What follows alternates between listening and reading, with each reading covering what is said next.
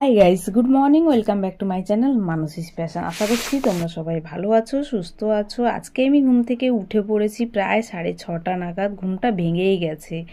তো যেহেতু ঘুমটা ভেঙে গেছে আর ঘুমই ধরছিল না, সেজন্য আমি উঠেও পড়লাম। তো উঠে টুটে বিছানা টিছানাগুলোকে গুছিয়ে দিলাম একটু। তো গুছিয়ে কোনো লাভ নেই। আজকে ভেবেছি আজকে একটু সকাল সকাল রোদ বেরিয়েছে, তো ভাবলাম আজকে বেড কভার আরও সব কেচে নেব। আগে 1 ঘন্টা মতো আমি পড়ে নেব ভেবেছি, কারণ সকালে এখন সেরকম কেউ ঘুম থেকে উঠেনি। তো আমার যেহেতু ঘুমটা ভেঙে গেছে, আর তারপর ভাবলাম যে একটু মেডিটেশন করা উচিত। তো অনেক দিন ধরে মানে ব্যায়াম ট্যায়াম কিছু করা হচ্ছে না। আর ব্যায়াম না করলে না মাইন্ডটা অনেকটা ডিস্টার্ব থাকে। তুমি মেডিটেশন করবে, মাইন্ডটা অনেক হালকা হয়ে যায়, স্মুথ হয়ে যায়, তারপর পড়াশোনায় মন লাগে। এটা তো আমার ক্ষেত্রে হয়, সেজন্য তোমাদেরকে বলে দিলাম। তো একটু এই মেডিটেশনের পর আর কি জল টল খেয়ে আমি একটু বসবো আর কি পড়তে।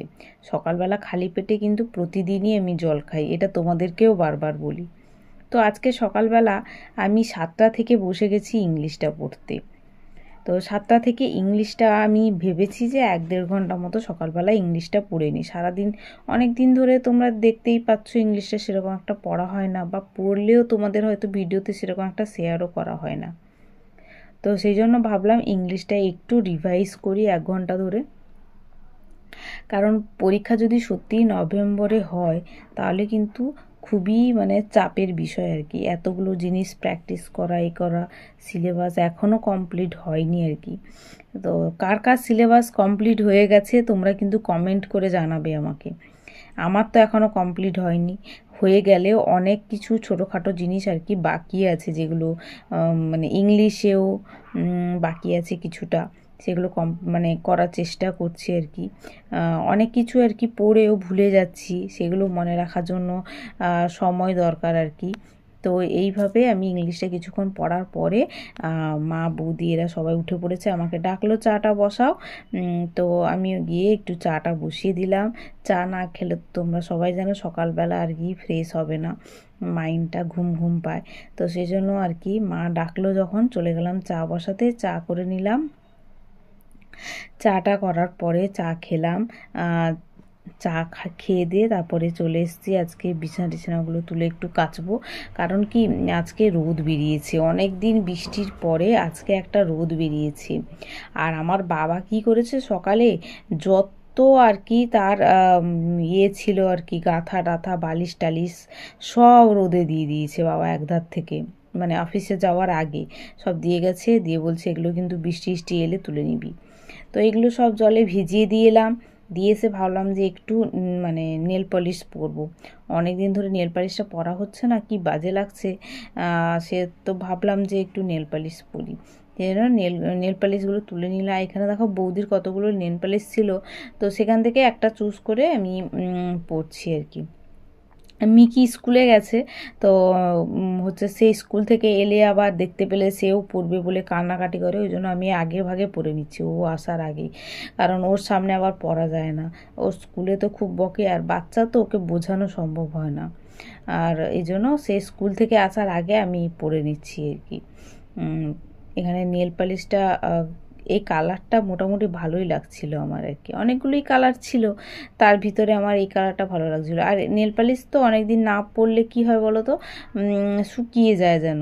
আর এগুলো ছোট ছোট ছিল না, মনে হচ্ছে যেন নেল পালিশগুলো শুকিয়ে আসছে। বৌদিকে তাই বলছি তুমি পরে নাও না কেন, এগুলো এগুলো তো শুকিয়ে আসবে। বৌদি বলে পরি গো পরি, সময় পেলে পরি আর কি। সেই নেল পালিশ আরও পরা টরার পরে আমি বসলাম আর কি অঙ্ক করতে। আজকেও আর কি টার্গেট নিয়ে বসেছি আর কি, অঙ্ক কমপ্লিট করব 2টো ক্লাস আর কি 2 ঘন্টা। তো জানি না কতক্ষণ সময় লাগবে। আগের দিন তো বলেছিলাম তোমাদেরকে 5 থেকে 5.5 ঘন্টা সময় লেগেছিল। তোমাদের সাথে টাইমটা শেয়ার করলে ভালোই হতো, আমার তখন আর মাথায় ছিল না আর কি। তো আমি আজকে আর কি এই অঙ্কের ক্লাসগুলো করতে করতে অনেক দেরি হয়ে গেছিলো, প্রায় সন্ধ্যা হয়ে গেছিলো আজকে আর কি এই অঙ্কগুলো করতে করতে। কারণ আমি 2টো ক্লাস একসঙ্গেই করেছি, ক্লাস 17 আর ক্লাস 18, এই 2টো ক্লাস একসঙ্গে করেছিলাম। তো সেজন্য অনেকটাই সময় লেগেছিল স্যারের ক্লাসগুলো বুঝে বুঝে করতে। অনেকেই কমেন্ট করছো খালি আমি কোথা থেকে করি, তো এগুলো কিন্তু স্যারের অনেক পুরনো ক্লাস, হয়তো 1 বছর আগের ক্লাস, কিন্তু এই অঙ্কগুলো না আমার যেন করে বুঝতে সুবিধা হচ্ছিল, আর প্রত্যেকটা চ্যাপ্টার ওয়াইজ করা ছিল, সেই জন্য আর কি আমার পরপর করতে সুবিধা হচ্ছিল। সেই জন্য আমি এই ক্লাসগুলো দেখে দেখে প্রত্যেকটা অঙ্ক করছিলাম। এই ক্লাসগুলো যতগুলো আছে না, প্রায় 35 থেকে 40টা মতো ক্লাস আছে চ্যাপ্টার ওয়াইজ। তো আমি ভেবেছি পুরো ক্লাস সব কমপ্লিট হওয়ার পরে স্যারের যে নতুন যে ক্লাসগুলো হচ্ছে সেগুলো করব, কারণ নতুন ক্লাসগুলো তো আমি কিছু বুঝতে পারবো না যদি আমি পুরনো ক্লাসগুলো না করি আর কি। তো সেই জন্য আর কি আমি আগে তো অঙ্ক করতাম না, আগে কম্পিটিটিভে সেরকম কিছু পড়িনি। আগে তোমরা দেখেছো হয়তো আগের ব্লগগুলো, আগে অঙ্ক টঙ্ক অতটা প্র্যাকটিস করতাম না আর কি।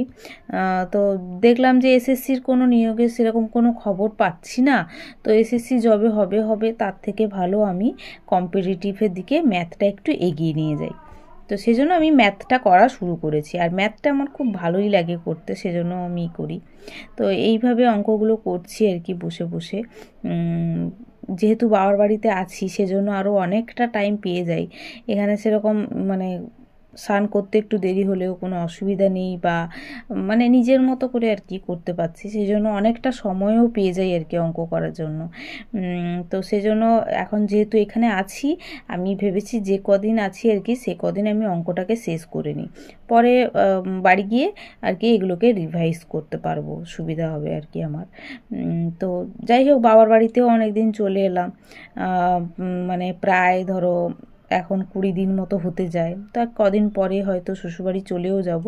আসল কথা হচ্ছে আমার বরের সেরকম একটা ছুটি থাকে না বলে আমি যাই না, আর শ্বশুরবাড়িটা অনেকটা দূর, তো সেজন্য একা একা মানে যেতেও পারি না আর কি। যেতে পারি না বলতে চলে যাই আমি বাসে করে, তারপর সেখান থেকে বাস থেকে নেমে তারপরে আর কি একা একা যাওয়াটা মানে খুব মানে ভয় লাগে আর কি আমার। তো সেজন্য আমি একা একা যাই না, আমার হাজব্যান্ড এসে নিয়ে যায়, সেজন্য তার যেদিনকে ছুটি থাকে সেরকমই আমি যাই। দেখো 17 ক্লাসটা আমার পুরোপুরি কমপ্লিট, এবার 18টা করবো। কোশ্চেনগুলো আমার লেখা হয়ে গেছে, এবার আমি একটু স্নান করে আসবো, খেয়ে দিয়ে আবার বসবো আর কি এই 18 ক্লাসটা কমপ্লিট করতে। তো দেখো আমি খেয়ে দিয়ে চলে এসেছি, দিয়ে আবার ক্লাস 18টা আমি শুরু করে ফেলেছি অঙ্কগুলো করার। তো দুটো ক্লাস কমপ্লিট করতে প্রচুর সময় লেগে গেছে, আর ক্লাস 18-এ প্রায় 21টা মতো অঙ্ক ছিল, মানে প্রত্যেকটা ক্লাস প্রায় 15টা 16টা এরকম অঙ্ক থাকে, কিন্তু ক্লাস 18-এ দেখলাম মানে 21টা মানে অঙ্ক আছে আর কি। করতে সত্যি অনেকটা সময় লেগে গেছে আমার, মানে অনেকটা সময় বলতে আমার প্রায় 5 ঘন্টা 6 ঘন্টা সময় লেগে গেছে দুটো ক্লাস কমপ্লিট করতে। মানে আজকে বেশি সময় লেগেছে কারণ মাঝখানে আমি স্নান করেছি, খেয়েছি আর কি, এইগুলো করেছি, সেজন্য আরও বেশি সময় লেগে গেছে আমার। এইগুলো শেষ হতে হতে প্রায় 6টা বেজে গেছে, সন্ধ্যে 6টা। কারণ মাঝখানে আমি অনেকটা ব্রেক নিয়েছিলাম, সেই ব্রেকটা বাদ দিয়ে আমার প্রায় 5.5 ঘন্টা 6 ঘন্টা সময় লেগেছে সেই ব্রেকটা বাদ দিয়ে। তো সেই জন্যই আর কি তোমাদেরকে বলছি, বুঝে বুঝে করতে করতে অঙ্কগুলো কিন্তু প্র্যাকটিস করতে করতে আমার অনেকটা কিন্তু এগিয়ে গেছে। এখন আমি অনেকটা অঙ্ক সলভ করতে পারি নিজে থেকে আর কি। একটা দুটো ক্লাস বুঝে নিই, তারপর নিজেই করার চেষ্টা করি আর কি অঙ্কগুলো, যেগুলো সিমিলার থাকে। আর যেগুলো বিভিন্ন টাইপের থাকে তখন আর কি আমাকে আবার বুঝে বুঝে করতে হয়, তখন আবার একটু সময় লাগে। দেখতে দেখতে দেখো আমার পুরো ক্লাস 18টাও কমপ্লিট হয়ে গেছে, ক্লাস 18টাও কমপ্লিট করে ফেলেছি এইভাবে। তারপর আবার একটু ব্রেক নিয়ে তারপর নেক্সট স্লটটা করব আর কি।